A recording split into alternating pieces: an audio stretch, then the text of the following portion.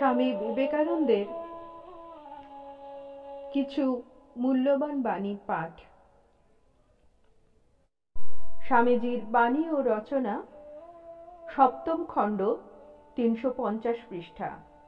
সমাজ সম্বন্ধে লেখা আছে, শূদ্র যুগ আসবেই আসবে, এ প্রতিরোধ কেউ করতে পারবে না। এরপর 349 ও 50 পৃষ্ঠায় আছে, মানব সমাজ ক্রমান্বয়ে 4টি বর্ণ দ্বারা শাসিত হয়: পুরোহিত, ব্রাহ্মণ, সৈনিক, ক্ষত্রিয়, ব্যবসায়ী, বৈশ্য এবং মজুর, শূদ্র। প্রত্যেকটির শাসনকালে রাষ্ট্রে দোষ গুণ উভয়ই বর্তমান। পুরোহিত শাসনে বংশজাত ভিত্তিতে ঘোর সংকীর্ণতা রাজত্ব করে। তাঁদের ও তাঁদের বংশধরগণের অধিকার রক্ষার জন্য চারদিক বেড়া দেওয়া থাকে। তাঁরা ছাড়া বিদ্যা শিখবার অধিকার কারো নেই, বিদ্যা দানেরও অধিকার কারো নেই।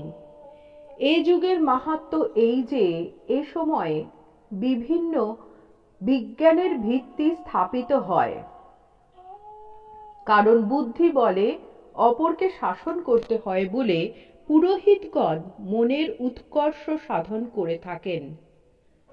ক্ষত্রিয় শাসন বড়ই নিষ্ঠুর ও অত্যাচারপূর্ণ, কিন্তু ক্ষত্রিয়রা এত অনুদার নন। এ যুগে শিল্পের ও সামাজিক কৃষ্টির, সোশ্যাল কালচার, চরম উৎকর্ষ সাধিত হয়ে থাকে। তারপর বৈশ্য শাসন যুগ। এর ভেতরে শরীর নিষ্পেষণ ও রক্ত শোষণকারী ক্ষমতা, অথচ বাহিরে প্রশান্ত ভাব, বড়ই ভয়াবহ।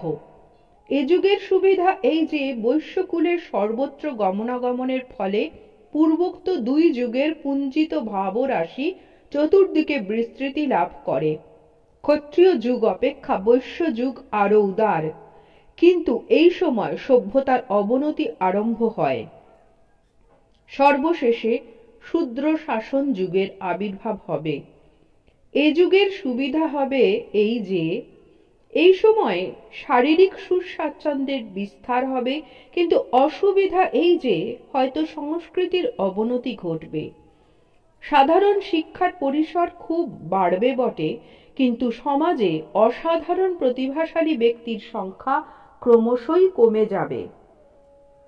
যদি এমন একটি রাষ্ট্র গঠন করতে পারা যায়, যাতে ব্রাহ্মণ যুগের জ্ঞান, ক্ষত্রিয়ের সভ্যতা, বৈশ্যের সম্প্রসারণ শক্তি এবং শূদ্রের সাম্যাদর্শ, এই সবগুলোই ঠিক ঠিক বজায় থাকবে, অথচ এদের দোষগুলি থাকবে না, তাহলে তা একটি আদর্শ রাষ্ট্র হবে। কিন্তু এ কি সম্ভব? স্বামীজির বাণী ও রচনা, অষ্টম খণ্ড, পৃষ্ঠা 24। যাহারা বলেন, অজ্ঞ বা গরিব দিগকে স্বাধীনতা দিলে, অর্থাৎ তাহাদের শরীর, ধন ইত্যাদিতে তাহাদের পূর্ণ অধিকার দিলে এবং তাহাদের সন্তানদের ধনী উচ্চপদস্থ ব্যক্তিদের সন্তানদের ন্যায় জ্ঞানার্জনের এবং আপনার অবস্থার উন্নতির করিবার সমান সুবিধা হইলে তাহারা উচ্ছৃঙ্খল হইয়া যাইবে, তাহারা কি এই কথা সমাজের কল্যাণের জন্য বলেন, অথবা স্বার্থে অন্ধ হইয়া বলেন? ইংল্যান্ডেও এই কথা শুনিয়াছি। ছোট লোকেরা লেখাপড়া শিখিলে আমাদের চাকরি কে করিবে?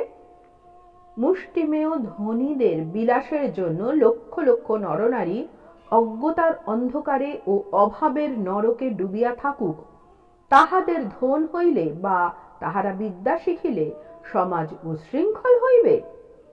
সমাজকে লক্ষ লক্ষ তাহারা, না এই তুমি আমি 10 জন বড় জাত? আর তাহাই যদি সত্য হয়, তাহা হইলে তোমার আমার কি অহংকার যে আমরা অন্যকে পথ দেখাই? আমরা কি সব জানতা? স্বামীজির বাণী ও রচনা, নবম খণ্ড, পৃষ্ঠা 466। প্রাচীনকালে মহাপুরুষেরা উন্নতির নূতন নূতন ব্যবস্থা উদ্ভাবন করতেন।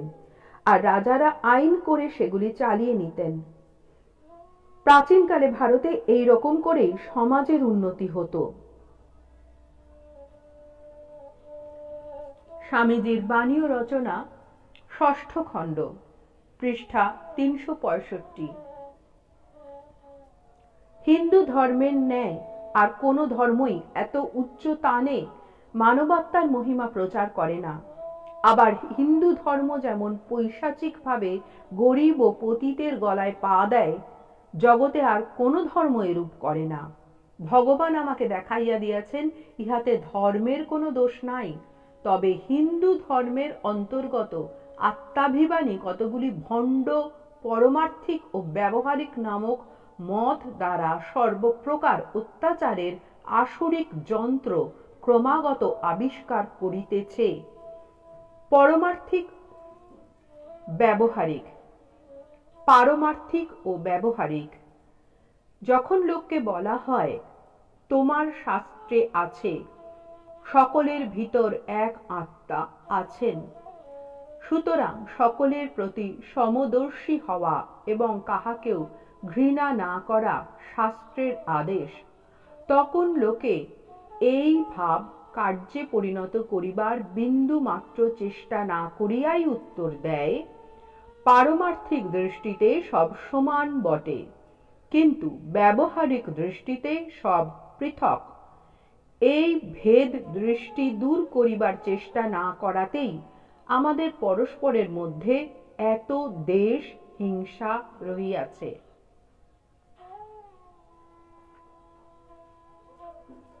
স্বামীজির বাণী ও রচনা, সপ্তম খণ্ড, পৃষ্ঠা 18।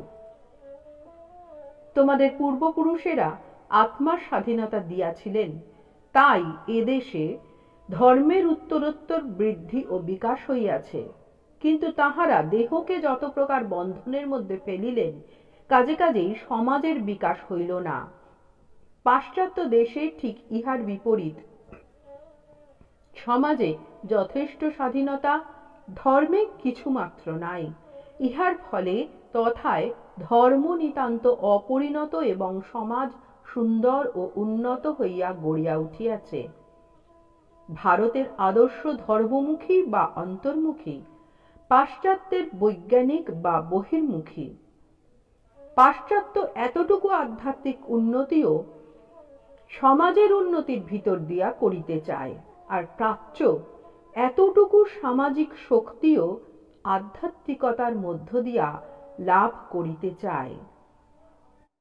স্বামীজির বাণী ও রচনা, দ্বিতীয় খণ্ড, পৃষ্ঠা 36 থেকে 38। সত্য প্রাচীন বা আধুনিক কোনো সমাজকে সম্মান করে না। সমাজকেই সত্যের প্রতি সম্মান প্রদর্শন করিতে হইবে, নতুবা সমাজ ধ্বংস হোক। সত্যের উপরই সকল সমাজ গঠিত হইবে।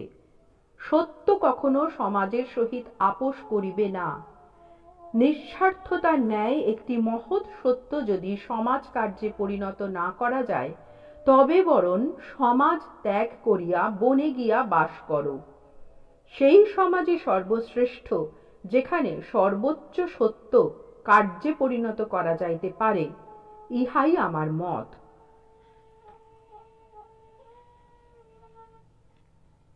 স্বামীজির বাণী ও রচনা, নবম খণ্ড, পৃষ্ঠা 466।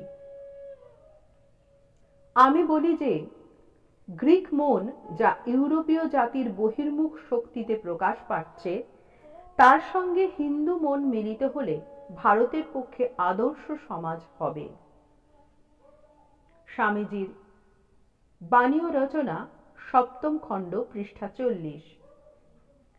আমাদের পূর্বপুরুষেরা ধর্মচিন্তায় স্বাধীনতা দিয়াছিলেন, ফলে আমরা এইরূপ অপূর্ব ধর্ম পাইয়াছি। কিন্তু তাহারা সমাজের পায়ে অতি কঠিন শৃঙ্খল পড়াইলেন। এক কথায় বলিতে গেলে আমাদের সমাজ ভয়াবহ পৈশাচিক। পাশ্চাত্য দেশে সমাজ চিরকাল স্বাধীনতা সম্ভোগ করিয়াছে।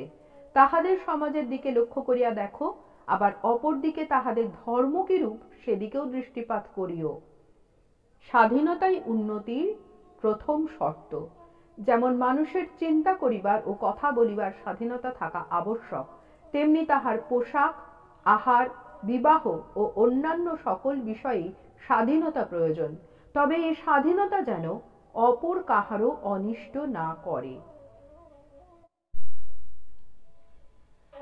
স্বামীজির বাণী ও রচনা, সপ্তম খণ্ড, পৃষ্ঠা 161। জগতে সমুদয় ধনরাশির চেয়ে মানুষ হচ্ছে বেশি মূল্যবান। স্বামীজির বাণী ও রচনা, তৃতীয় খণ্ড, পৃষ্ঠা 126।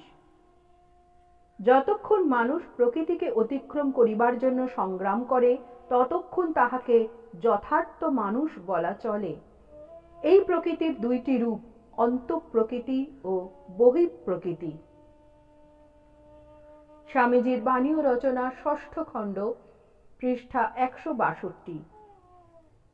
জগতের ইতিহাস হইল পবিত্র, গম্ভীর, চরিত্রবান এবং শ্রদ্ধা সম্পন্ন কয়েকটি মানুষের ইতিহাস। আমাদের তিনটি বস্তুর প্রয়োজন: অনুভব করিবার হৃদয়, ধারণা করিবার মস্তিষ্ক, কাজ করিবার হাত। যদি তুমি পবিত্র হও, যদি তুমি বলবান হও, তাহা হইলে তুমি একাই সমগ্র জগতের সমকক্ষ হইতে পারিবে। মানুষ হও। রামচন্দ্র। অমনি দেখবে ও সব বাকি আপনা আপনি গড়গড়িয়ে আসছে। ও পরস্পরের নেড়ি কুত্তার খেয়েই ছেড়ে সৎ উদ্দেশ্য, সৎ উপায়, সৎ সাহস, সদ্বীর্য অবলম্বন করো। যদি জন্মেছ তো একটা দাগ রেখে যাও। স্বামীজির বাণী ও রচনা, প্রথম খণ্ড, পৃষ্ঠা 231। বিশ্ব জগতে এই মানব দেহই শ্রেষ্ঠ দেহ এবং মানুষই শ্রেষ্ঠ জীব। মানুষ সর্বপ্রকার জীবজন্তু হইতে, এমনকি দেবাদি হইতে উচ্চতর। মানুষ অপেক্ষা উচ্চতর আর কেহ নাই।